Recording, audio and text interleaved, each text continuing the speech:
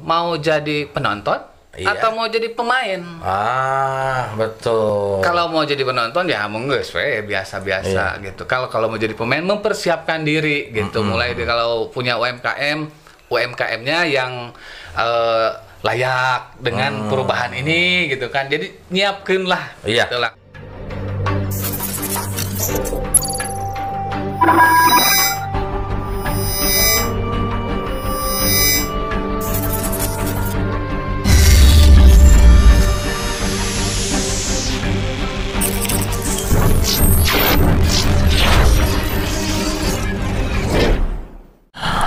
Assalamualaikum warahmatullahi wabarakatuh. Kembali lagi bersama Felix Fauji Nur di Gema Desa, podcast Gema Desa. Dan sekarang ini ketemu lagi bersama Pak Heru Gunawan. Ini Kepala Desa Limbangan Timur untuk FAT 2 ya Pak. Untuk FAT 2 kita akan ngobrol-ngobrol lagi. Kemarin kita berbicara tentang potensi desa Pak. Letak geografis Limbangan Timur itu seperti apa Pak? Sebetulnya desa bergradasi gitu ya. Di kota lain, desa lain. Diskotik kan Pak? Di sisi kota saeutik. Betul, terus pisan. Artinya ya bakal ada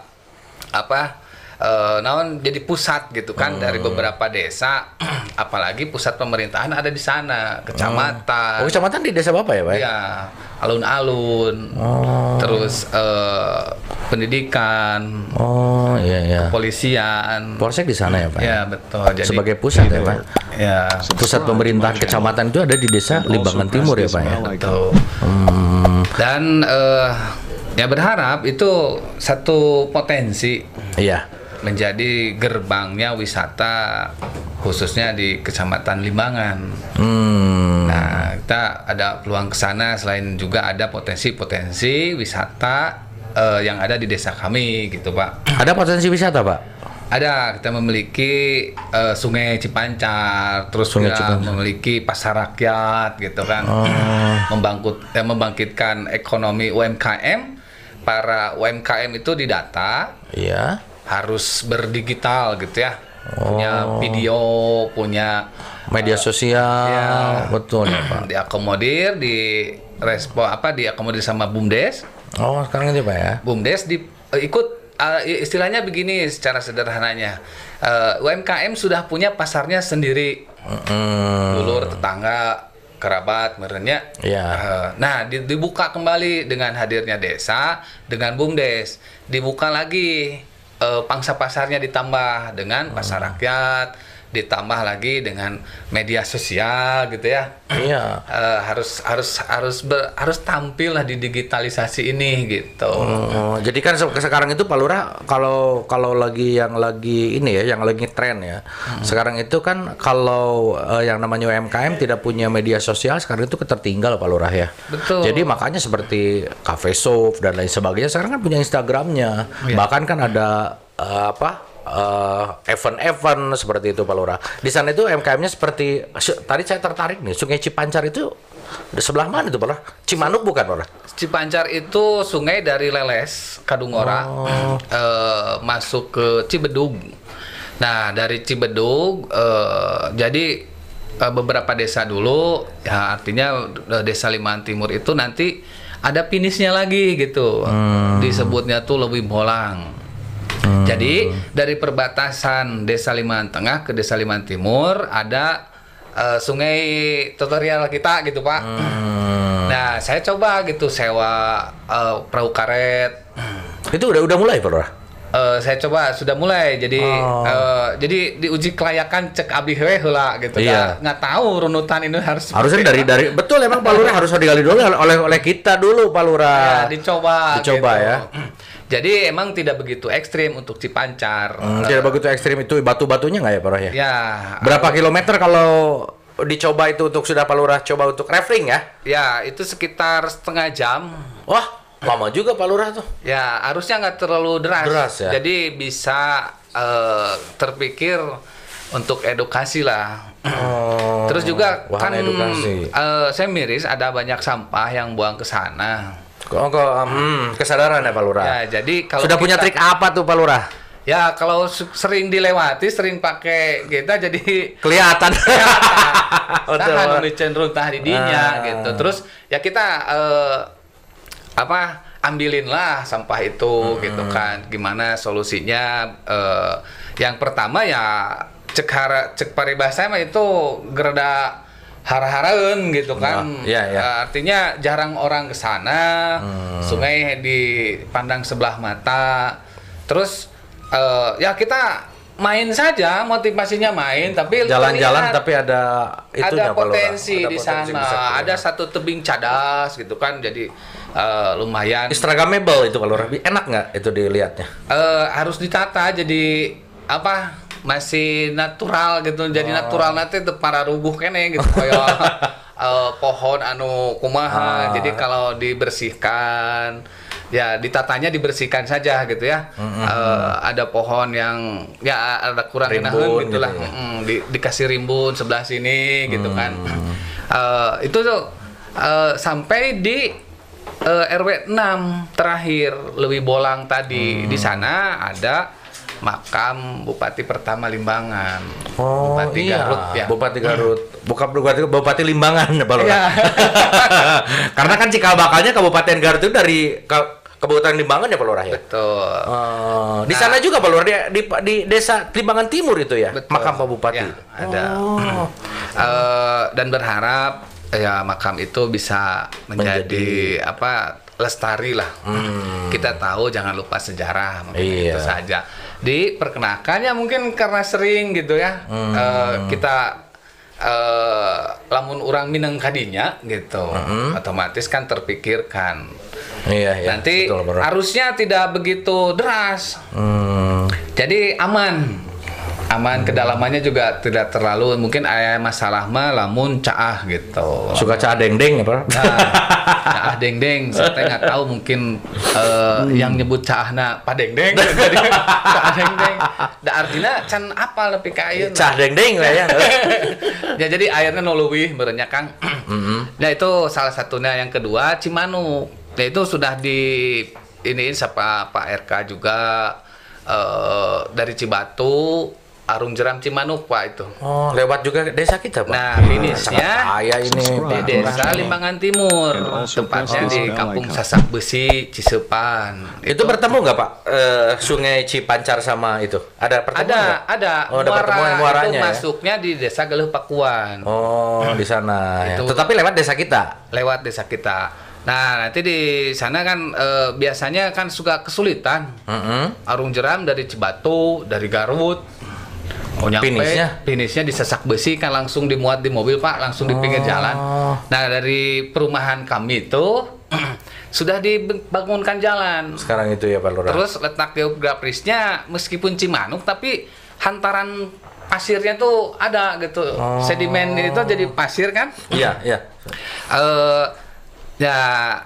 Terus arusnya nggak terlalu gitu deras, jadi leuwi lah cek dan itu tempat penyeberangan dulunya orang, jadi kalau mau motong ke Cisepan tuh kan bertani, jadi cukup bajunya di ini pakai kolor nyebrang.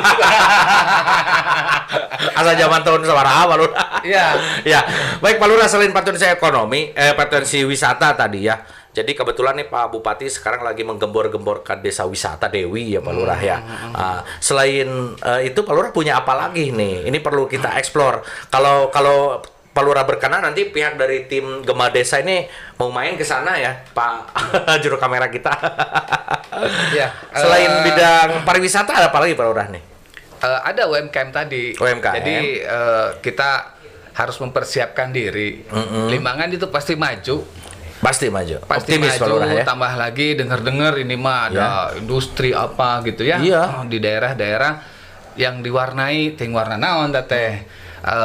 Ya kita harus siap sebagai warganya. Bakal maju, kita bakal ada perubahan. Tapi di maju itu yang jadi masalah, siap tidak masyarakatnya? Betul, mau jadi penonton Iya. atau mau jadi pemain. Betul. Kalau mau jadi penonton ya monggo we biasa-biasa gitu. Kalau mau jadi pemain mempersiapkan diri gitu. Mulai dari kalau punya UMKM-nya yang layak dengan perubahan ini gitu kan. Jadi nyiapkeun lah gitulah.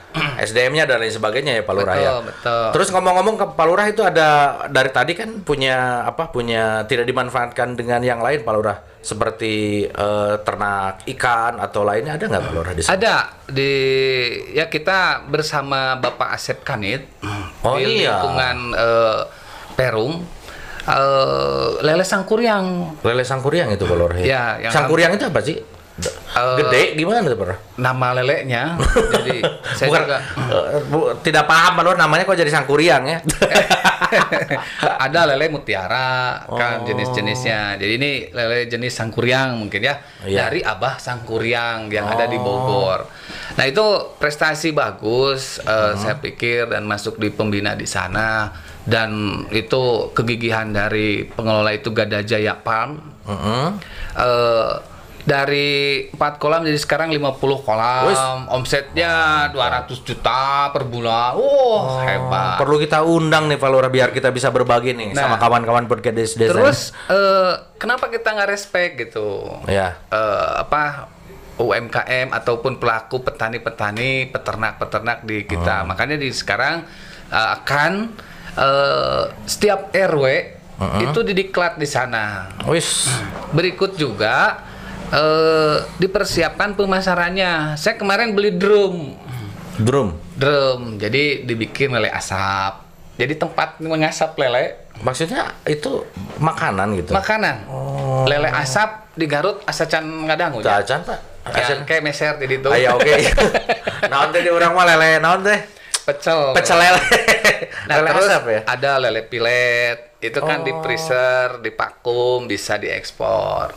Subhanallah. Terus juga lele crispy.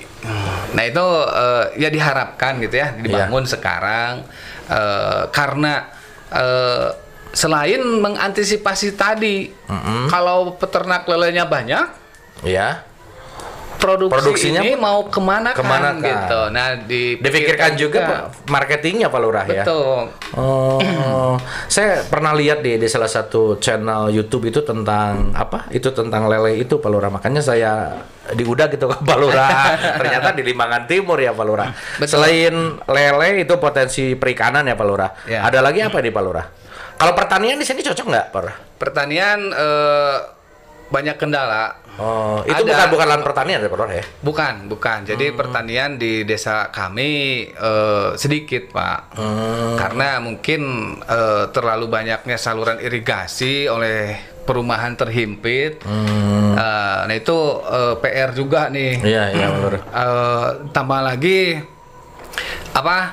jadi tanggung cair naik gitu karena sedimen tadi. Nah itu terus tapi sedikit areal pertanian di Desa Limbangan Timur sedikit. Nah mungkin banyak sekali urban ya kan.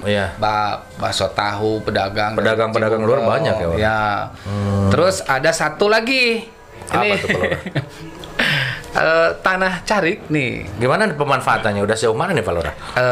Kita akan bangun rumah-rumah di tanah tersebut sebagai satu pemukiman yang layak. Statusnya bisa dikubumdes, dibangun rumah yang sama gitu ya. Jadi tapi dekat dengan pemukiman itu dengan jalan raya Pak Lurah? Dekat. Dimanfaatkan ke sana gitu. Dan resikonya sebagai desa mengarah kota lain diskotik ya cekakangnya. Ya itu banyak urban. Sehingga dia membangun rumah di tanah Carik tersebut dengan tidak layak. Pasti takut digusur merenya atau kumaha, jadi rumahnya asal. Itu kan menjadi beban desa yang teridentifikasi kenapa rumahnya banyak yang rutilahu gitu. Baik Pak Lurah. Ini saya tidak terasa ini ngobrol sama Pak Lurah itu sebetulnya belum terbuka ya Pak Lurah. Belum terbuka semua tentang belum tereksplor tentang Desa Limbangan Timur ini. Ternyata cukup kaya sekali nih Pak Lurah yang perlu dikembangkan dari segi wisatanya, UMKM-nya dengan letak geografis yang cukup strategis ya Pak Lurah ya. Ada satu lagi nih ruas Kang. Siap. Pas seminggu jadi kades ya. Gimana nih Pak Lurah nih pengalaman pertama jadi Pak Kades nih, balik lagi ke histori gimana nih Pak Lurah? Saya biasa waktu itu jalan kaki nih pulang dari desa, dicegat di segerombolan pemuda gitu ya. Kades itu cenah hayu ka diheula ningali itu rumah roboh cenah. Wah. Rewasnya. Kudu nyen imah ya can acan saya kan. Ya, kan tahu lah kalau baru menjabat mungkin kaget. Tapi saya singkapi dengan memberdayakan semua elemen di lingkungan itu. Oh, ada rumah roboh Pak Lurah? Iya. Terus Pak Lurah ngambil sikapnya melibatkan beberapa elemen. Ya gini ceritanya, dicegat, ayo digusur abitnya. Toh cenah tinggal ieu roboh bahaya bisa anu ngalewat. Pernah anu katinggang kenteng cenah gitu. Ya udah tuh besok ngarumpul cek abitnya. Iya. Biar ini selesai. Udah tahu nih program Lutilahu teh. Iya. Hari kok saminggu. Dengar-dengar itu sudah ditengok oleh beberapa tokoh yang keren gitu ya. Rumah itu. Ya, mungkin tokoh tersebut sibuk dengan Covid ya. Iya, konsentrasi di Covid waktu itu Pak Lurah. Nah lah, pokoknya mah sabisa-bisa we urang, hayu kumaha. Ya meureun abi ada temen komunitas jeep, komunitas sepeda, komunitas dan berberdayakan elemen desa tadi. LPM tugasnya naon? Iya. Nah, berdayanya di mana? Berdaya. Terus BUMDes boga saldo sabaraha. Terus BPD sama. Iya. Dimilikilah si masalah itu bersama dengan RW dan warga. Habis berapa Pak Lurah? Bahkan semen ge leuwih. Oh, saldo. Kalau ya saldo ya Pak Lurah, alhamdulillah nih Pak Lurah. Alhamdulillah, dari saya sekian. Tanpa bantuan pemerintah punten ya sanes. Iya, betul Pak Lurah. Waktu itu seperti itu. Jadi dipaksa saya postingkan di Facebook gitu. Ya merespon teman-teman bagus, terus lingkungan di situ juga tokoh-tokohnya ngerespon bagus. Terciptalah satu musyawarah tadi. Iya. Dari musyawarah ada keputusan kan sok kadang ke bendaharana saha terus kumaha jadi Pak Baliwut. Nah ini mah bagus manajerialnya Kang Agus nih tokoh masyarakat di Cilaja Desa Loji itu. Jadilah rumah. Alhamdulillah. Ibu Rohana namanya. Iya. Ternyata Pak Lurah masyarakat kita ini kalau kita ajak ya Pak Lurah, ternyata betul-betul sangat peduli ya Pak Lurah. Jadi tinggal kitanya saja sebagai kepala desa mampu tidak menggerakkan masyarakat dan swadaya masyarakat. Ya. Karena apa? Karena dengan adanya dana desa, saya pikir sekarang itu swadaya masyarakat itu berkurang, tapi ternyata Pak Lurah bisa membuktikan kami ini mampu loh, gitu ya Pak Lurah. Tapi jadi liar. Liar gue pernah. Abion Pak Lurah, abion. Itu mah resiko. Baik Pak Heru Gunawan, ini saya sangat menarik. Ini banyak sekali obrolan, ternyata enak juga nih Pak Lurah. Walaupun baru, ternyata ini sangat komunikatif. Dan mudah-mudahan kita juga berharap nih Pak Lurah bisa menyelesaikan tugasnya selama 6 tahun ya Pak Lurah ya. Amin. Dan juga tanpa dukungan mungkin kawan-kawan dari Desa Limbangan Timur ini kita dukung semuanya nih Pak Heru Gunawan. Program-programnya cukup menarik sekali. Dan terima kasih atas perhatiannya karena waktu kita dibatasi ini Pak Lurah. Terima kasih atas kedatangannya di studio podcast desa dan mohon maaf atas segala kekurangan. Kopi nage kopi. Terima kasih juga buat dodol agung ini Pak Lurah. Enak dodol agungnya. Kopinya juga mantap. Kopinya mantap. Ini kopi Cilawu loh Pak Lurah. Oh, asli. Saya orang Cilawu jadi kopinya kopi Cilawu nih Pak Lurah. Waduh. Ya. Adalah nanti saya bantu nih. Baik, terima kasih Pak Lurah.